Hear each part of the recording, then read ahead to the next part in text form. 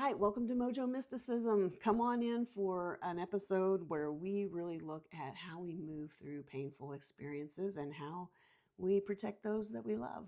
We'll see you in a minute.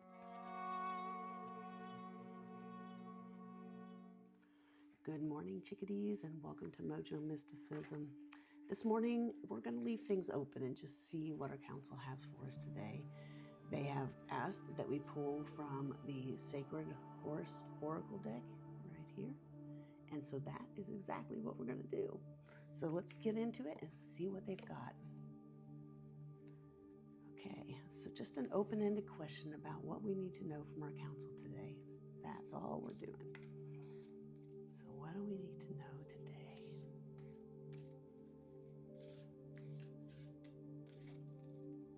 I love open-ended questions because honestly, sometimes they reveal what I'm not looking at, and sometimes they reveal something that has been kind of going on in the background, and sometimes they illuminate what's going on in the foreground. So let's just see what they have. Okay, they're telling me to pick card 7. So 3, 4, 5, 6. Card 7. Okay, let's see what we have. Oh, the Thunder Mesa. Moving through difficult situations. Thunder Mesa. This card is amazing. Look how that horse is painted, how the feathers are in its mane and around its foreleg, and a couple even on its tail. It's really beautiful. So I'm going to read what's in the book for the Thunder Mesa. This is really beautiful writing. And then we're going to have a little conversation. I'll give you my reflections and my thoughts on it. So this is the Thunder Mesa, moving through painful experiences. And this is all about family protection and traps. Once upon a time, a horse named Thunder Mesa roamed freely in the desert with his family. They lived in peace with the birds and desert critters, wandering between patches of grass and small streams. They learned to understand the land and how they could survive the hottest, driest days and the severe rains of the monsoons. They survived due to their remarkable adaptability and perseverance. One day, as Thunder Mesa and his herd were grazing, an enormous metal bird they had never seen before appeared in the sky. The whirling sound was ominous. The herd's only chance of survival was to flee from this oppressive creature of flight. But the large bird directed the herd by blocking their attempts to escape. Thunder Mesa did all he could to keep his mares together, protecting his offspring and avoid the trap he sensed was coming. The herd galloped in panic, with every single cell of their bodies in fear. Thunder Mesa ran as fast as he could, unknowingly veering away from his family. The noisy metal bird drove his family into pens, surrounded by flag-waving men. Sparks flew as strong hooves hit the rocky ground. Foals screamed for their mothers and mares for their foals. Thinking his family was behind him, Thunder Mesa kept galloping. He found his way to the safety of a canyon and continued to run as the walls narrowed. Eventually, he climbed a steep slope to the flat surface of a mesa. Here he turned and realized he had lost his family. Thunder Mesa turned back to the plains to search for them, but the big bird approached and he retracted into the shadows. He waited with heart pumping, breath rapid, and eyes wide open. Finally, the bird left. Thunder Mesa stayed in the shadows until he felt it was safe to return to the plains. His heart dropped from his soul as he sensed the fear of his family. His body trembled as he helplessly watched them taken away in large moving metal boxes. Thunder Mesa continued to live on the desert plains and high mesas. He eventually found new family members who were also orphaned. However, he carried great sorrow until he died with a broken heart. Thunder Mesa is now a spirit horse who visits the lands where he once lived. It is said that he protects and alerts wild herds when the big metal bird is approaching. He comes with great energy, like thunder off the mesa. He gallops, rears, and cries a forewarning. The eagle feathers in his mane symbolize his upward journey to the great beyond. However, his hooves still travel the earth. He moves between worlds, searching. He cannot let go of the past and is unable to make a complete transition to the heavens. Thunder Mesa comes with forewarning and his protection. Look to your horizon and be aware of external influences that may not have your well-being at heart. Prepared, not fearful, that you have the smarts and strategy to stand true and protect all that is meaningful to you. This card may also be acknowledging a trauma that has prevented you from making a beneficial transition. Perhaps you are searching for something from your past or are afraid you will lose a connection or repeat a mistake if you move forward. The past will always be part of you and can support you as you greet your future. Know that as you do so, the strength of Thunder Mesa will be with you. So there are 3 questions in the book that I'd like us to discuss, and I'll give you my interpretation, and I'd love to hear your comments. The first is, how do you protect what is most important to you? This is an interesting and complicated question, because protection often can be expressed as control, and we don't want to control other people. We also use control to protect ourselves.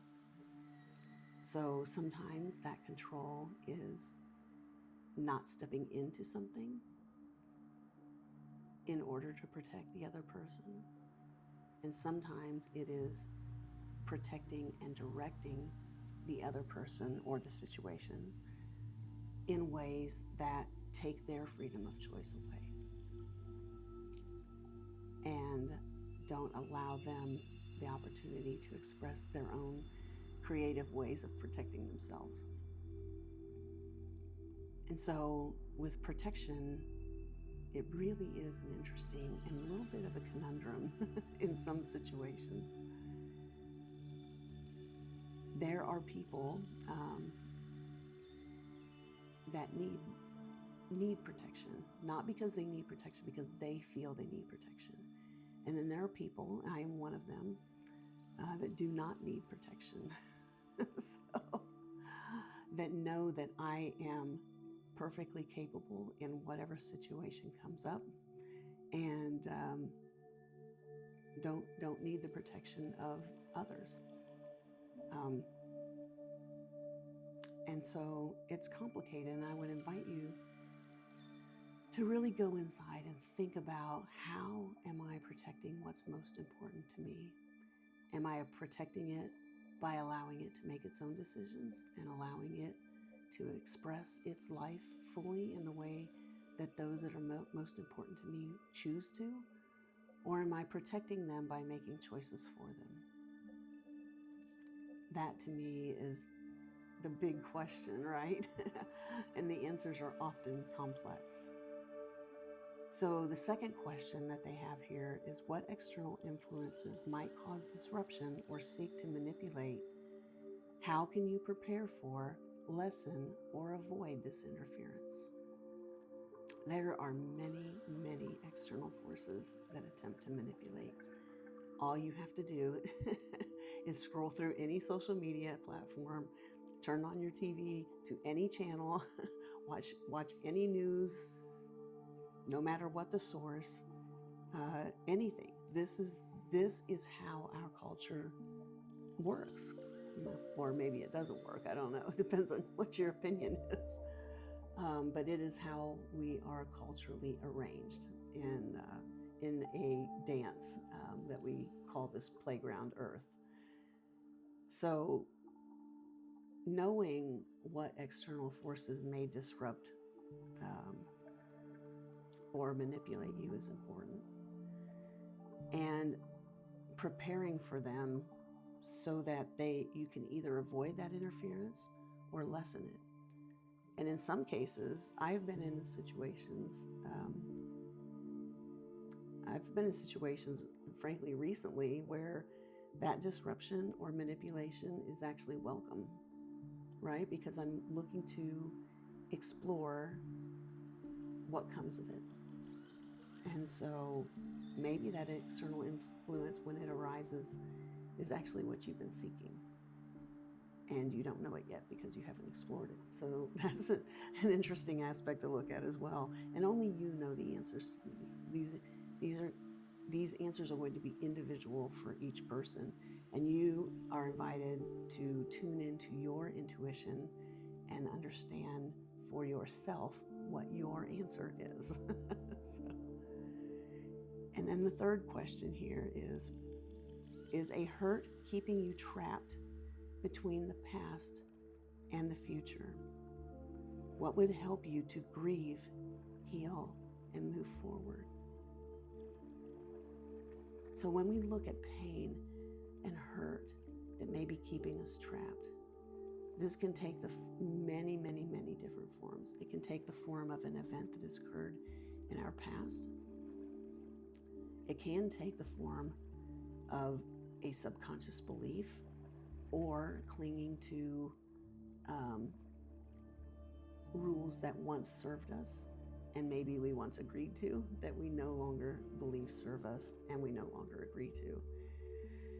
And so this hurt that they're referring to here takes many different forms. It really is like the pain that the Thunder Mesa is experiencing and moving through that painful experience. Maybe that experience is just a cultural norm that has you feeling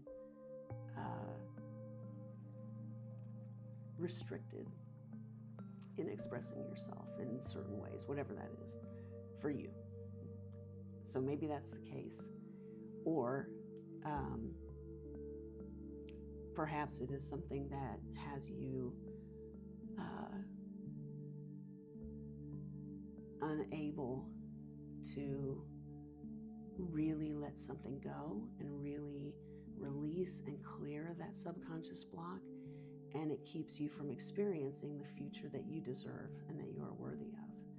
And I was telling a friend this actually just yesterday, that when I started my business, my consulting business, almost 13 years ago now, I had a subconscious block that was related to business failures that my father had experienced and I had witnessed in him.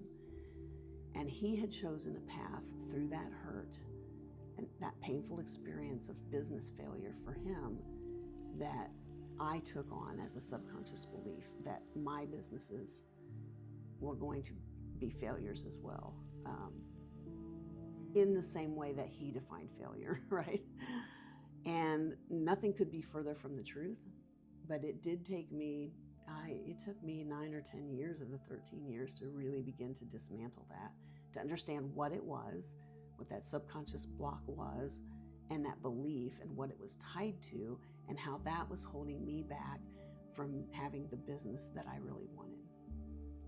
And so, interestingly, when we talk about the hurt keeping you trapped between the past and the future, in this case, it kept me trapped between his experience of failure and how I took that on and made that my future experience of failure. And once I cleared that, I did grieve, I did heal. And I'll tell you, the grief was really about, in that case, the grief was about grieving for the loss of a false identity that I had taken on. I had taken on this identity that you work hard for things that you want, right, for success. And because you've efforted your way through it, the way I described it to my friend was that it was like there was a brick wall and I was beating it, literally hitting it with my bare knuckles, beating it to the point where it would begin to crack and eventually crumble. The thing is, the wall, the length of the wall was only about 5 feet. So it was only about the length of my 2 arms, but I was so focused on the wall, I couldn't even see that I could just walk around the wall instead of trying to beat my way through it. And so when I cleared the subconscious block, it was like, oh, look at that. That wall's only 5 feet long. I can just walk right around that. It no longer controls me.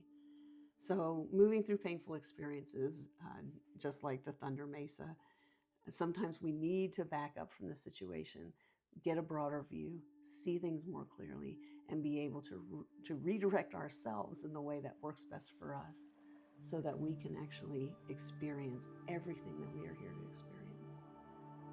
So I think for me, when we think about the pain of the Thunder Mesa and how he was leading his herd, his family to the cavern for safety, only to turn around and realize that his entire family had been rerouted and captured and never to be seen again. That this is really analogous to the grieving process. Every time we shed a part of ourselves that no longer serves us, or a conscious belief that no longer serves us, this is what we are doing. This is what we are doing, and we honor ourselves and the Thunder Mesa in each one of us every time we go through this process and understand what's happening. So when we're moving through our painful experiences with family, with protection, and traps, think about that. Think about the Thunder Mesa and how he got cut off from his family. Think about how you protect those that are the closest to you. And are you doing it in a way that still gives them agency to be able to make their own decisions? Or are you controlling that for them? It's a very very important distinction. And there's no good, bad, right, or wrong way to maneuver through this. There's really only awareness of what you're doing. So think about that, and or I invite you to think about that. And then look at those external influences that come in. So I will tell you, there are many, many, many times when I am actually inviting those influences to come in. Sometimes actually every time I'm inviting them. Sometimes I realize it. Sometimes I don't.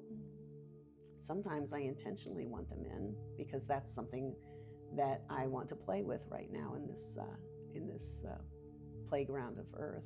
And sometimes it's something that I know subconsciously and my higher self knows it's going to be an advantage for me in the future. Because the truth is, with regard to painful experiences and every experience, nothing happens to us. Everything happens for us and for our benefit, even when it's painful. So with that, chickadees, I will just sign off for today. I hope you have a fabulous day. Let me know in the comments below what with this is resonating with you, what your experience is, and how you're moving through these painful experiences in your life. So we will see you tomorrow, and please hit subscribe. Mwah.